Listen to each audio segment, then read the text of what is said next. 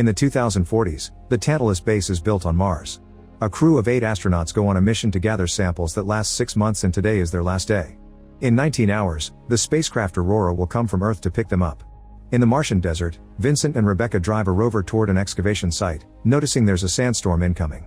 Once they get there, Vincent calls Kim on the radio to tell her it's time to return to the base, reminding her they need to get ready for departure. However, Kim ignores him and keeps on digging, desperate to find good samples. While they wait, Vincent tells Rebecca that he's tired of Kim's attitude and he doesn't look forward to the 6-month trip back to Earth, even if he's eager to be home. When Kim finally boards the rover, she complains about the fact they're going back with nothing to show because 6 months weren't enough to accomplish anything. As they drive back, they get a call from Captain Charles, who urges them to hurry up because they need help fixing their communications link to the Aurora. At the base, Richard manages to restore the signal but also has to fix the power, which has been in trouble because of the storm. Meanwhile, Marco asks Charles for a last trip to the excavation site because he needs to fix a broken gamma sensor. Charles is hesitant but eventually agrees, telling him to take Richard too and to return before dark. When the trio arrives and sees Marco and Richard leaving, Kim complains because it isn't fair that she was forced to come back while the guys get to leave again. On the way to the site, Richard is shocked to learn Marco lied. They aren't going to fix anything, they're going to pick a sample of something called microscopic anomaly. Back at the base, Vincent repairs the cooling system while chatting with psychologist Robert. He's noticed the approach trajectory of the Aurora and thinks it looks like drunk driving. Meanwhile, Kim checks Marco's workstation to find his real intentions behind the trip and discovers an image of cavities on a rock. Rebecca points out that the cavities seem to be microbial borings, and when they look at the sample under the microscope, they find signs of bacterial cell division. This means Marco lied because he refuses to share the credit. Angry, Charles calls Richard and Marco to announce the excavation site is now off limits. However, Marco tells Richard to pretend that he didn't hear Charles because of the bad signal. Then Marco takes a soil sample from the dig site, and as he takes a closer look, the ground under him begins shaking and suddenly collapses, causing Marco to get stuck underground. Richard rushes out of the rover to help, but he can't see well because of the steam. Moments after Richard asks for backup, Charles and Lauren arrive to rescue Marco. Richard thinks Marco is already dead, but Lauren disagrees and tries to go down the pit. Charles immediately stops her, saying the pit is too dangerous in its current state. They decide that Lauren will stay behind to keep watch while Charles and Richard return to the base to pick up proper rescue gear. At the base, Kim tells Charles that she wants to announce their discovery. Richard points out that Marco died, but Kim thinks it's Marco's own fault for not respecting protocol and makes Richard mad. The group contacts Mission Control, who has seen the report and gives them permission to retrieve Marco regardless of the risk. Before leaving, Robert wants Charles to scold Kim for her behavior because Marco's death isn't his fault, but Charles says that every crew mistake is his responsibility. While Charles takes Rebecca, Robert, and Vincent back to the site, Lauren waits in the rover. Suddenly she hears someone trying to get inside the vehicle and tries to inform Charles over the radio, but he can't hear her because of the storm interference. When the team finally arrives at the excavation site, Lauren has disappeared. They assume she fell in the pit, so Vincent straps his suit to a rope and goes down. As he's about to reach the bottom, he notices a microbial organism growing on the rock formation.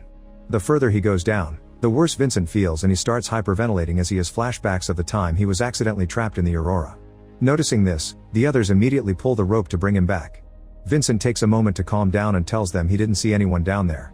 Then Robert looks around the area and is surprised to find 2 sets of footprints in the direction of the base. This doesn't make sense because they could have just taken the rover.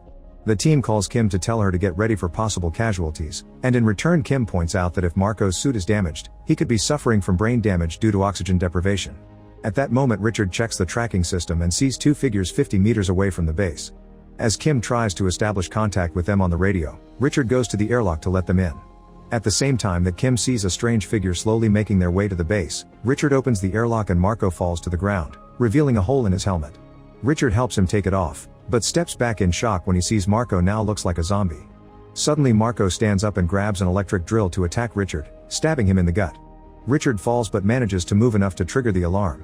Kim rushes to the airlock, but as soon as she sees Marco she runs away to hide in another room. Soon Lauren reaches the airlock too, revealing she's also infected. Richard struggles with his pain and manages to run into another room, locking the door behind him. Lauren goes after Kim instead, who starts fighting the creature the best she can considering she's no soldier. Soon Marco joins her and Kim uses every object in the room to defend herself. One of the creatures gets distracted by drinking some liquid on the floor, so Kim knocks the other down and runs, locking this door as well. Before passing out, Richard manages to say Mayday on the radio. When the others come back, Charles tells them to wait outside while he investigates, finding a complete mess inside. He finds Kim as Marco starts breaking down the glass door, so Charles orders her to get in a suit while he tries to hold the creatures off. Soon Marco gets out and Charles tries to reason with him, but it doesn't seem that the infected brain understands words. Once she's suited up, Kim leaves the base and Charles runs to the airlock. On his way out, the infected astronauts catch up to him and stab him on the shoulder. After some struggle, Charles goes out and reunite with the others. They disable the door to trap their sick friends and Vincent complains, but Kim shows him the creatures' faces while pointing out they aren't humans anymore. The group runs to hide in the greenhouse dome and Rebecca tries her best to treat Charles' wound even though she isn't a doctor. Charles realizes that he's dying and gets sad because he can't remember what his family looks like, so he asks the crew to tell his family that they were in his thoughts. Suddenly Charles grabs Robert by the neck, so the others have to pull him back and try to calm him down. A desperate Vincent holds him down until Charles has trouble breathing. Then Charles tells the crew they'll never see home and passes out. Vincent thinks he's dead, but Kim immediately ties Charles to the table in case his body reanimates like Marco and Lauren. Upset by the sight, Vincent covers the body with a blanket. While discussing what to do, Vincent looks under the blanket and sees the infection spreading. Moments later, they hear an explosion outside, so they look at the monitor to discover that the infected astronauts have escaped by using an explosive on the airlock. Soon they make it to the dome and start pounding on the door. At the same time Charles' body shakes for a few seconds. The crew wants to contact the space station but the comms are down, so Vincent volunteers to go through the oxygen pipe to get back to the base and fix the system. After Vincent leaves, Rebecca takes a sample of Charles's blood and notices that he's infected too. Minutes later, Vincent stops crawling because he is having a panic attack as he's haunted by the memories of his accident at the space station. On the radio, Rebecca helps him calm down by saying everyone in the team is as scared as he is. When he finally reaches the base, he finds blood all over the place but still gets down to work. Back to Rebecca, she wonders if antibiotics could neutralize the bacteria and injects Charles with a solution. Charles' body immediately starts shaking and contorting, so Rebecca thinks he may be fighting the infection. However, Kim points out that the movement is just the body's reflexes having a natural reaction. Once the body stops moving, Rebecca takes another blood sample and discovers that the bacteria is no longer multiplying, meaning the solution doesn't cure the bacteria but does slow it down. Kim pours the solution into a decontamination spray so they can vaporize it and use it against the creatures. Meanwhile, Vincent manages to contact Aurora, but before he can tell them about the situation, the power shuts down.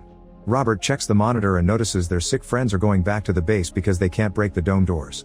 The team agrees to unlock the door to lure the creatures to the airlock and spray them with antibiotics. As soon as one of the infected astronauts comes in, the decontamination spray activates and the creature falls to the floor squirming. Unfortunately, Rebecca then discovers that the effect is only temporary because the bacteria is starting to develop resistance to the medicine. Vincent is making his way to fix the power only to come across an infected Richard, but he doesn't hesitate to repeatedly bash Richard's head with his flashlight. No matter how hard he hits, the creature won't go down, so Vincent runs to the oxygen pipe and crawls back. He asks Rebecca to open the panel while warning her he didn't seal the other end of the pipe. The others put on their helmets before pulling Vincent out, then Kim grabs 2 bottles of antibiotics and throws them at Richard, who isn't held back.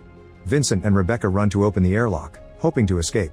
At that moment Robert notices that Charles' body is starting to reanimate, so he runs to and locks the door behind him, leaving Kim with to die under the creature's attack. When he joins Vincent and Rebecca, he just tells them Kim didn't make it. In the airlock, the creature they sprayed before is starting to wake up, so Robert kicks it a few times in fury. Then the trio finally opens the airlock and runs away, but on their way out their infected friend stabs Rebecca in the leg with scissors. Fortunately, the crew is fast enough to reach the rover and Vincent injects Rebecca with an antibiotic, hoping it'll help her body fight the bacteria. The group leaves in the rover, but after a few moments they realize they don't have enough power to reach the landing site. They'll have to walk there, which Rebecca can't do because of her wound. Vincent thinks they should take Rebecca to the base to treat her injury, but Robert thinks they should leave her behind because she's infected. Rebecca points out Robert may be infected too because Charles grabbed his neck, but Robert changes the subject. He remembers there's another rover at the excavation site, so they head there instead. Once they reach the right spot, Robert makes his way to the other rover on foot and then contacts Vincent on the radio, telling him to leave Rebecca. Vincent refuses, so Robert gets away alone. Vincent comes out to stop him, but it's too late. To make matters worse, he sees that the infected ones have been following them and are getting closer, thus Vincent and Rebecca drive the rover through the sandstorm in hopes of losing them. Vincent thinks they'll have enough power to get to the landing site in the morning once the sun charges the rover's batteries. Meanwhile, the Aurora departs from the space station and heads to Mars. In the morning, Vincent wakes up and finds a message from the space station, informing them a rescue team is on its way. Vincent tries to respond to the message, but the space station can't hear him. Then he realizes that Rebecca left the rover, so he begins following her footsteps. Eventually he finds her, but Rebecca tells him to stay back because she can feel the infection already taking effect. Desperate to save her, Vincent runs to her anyway, so Rebecca removes her helmet and dies of suffocation.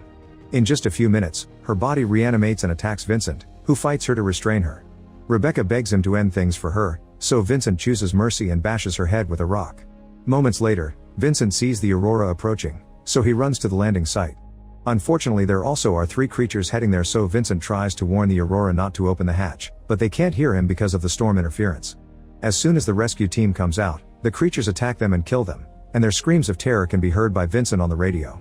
He still keeps going and finds the creatures feeding on the rescue team, but at least they don't notice him. There's also a body rotting in the most awful of states. Then Vincent enters the ship, and after locking the door, he finds Robert in the cockpit. He's still self-aware, yet Vincent can already see signs of infection and says they can't risk taking the bacteria to Earth. Robert quickly attacks him and a fight ensues, during which Robert stabs Vincent's helmet.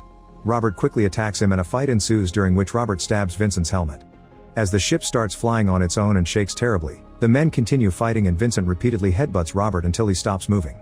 Next he takes off his helmet stained with Robert's blood and opens the hatch, sending Robert's body out into space. During the few seconds in which he struggles to breathe, Vincent imagines Rebecca comforting him. Afterward, Vincent sends a message to the station to tell them everything that happened. He knows there's a chance he's infected, so he explains his plan to crash the ship on Mars as soon as he notices any symptoms. The Aurora continues to fly while he waits for a response.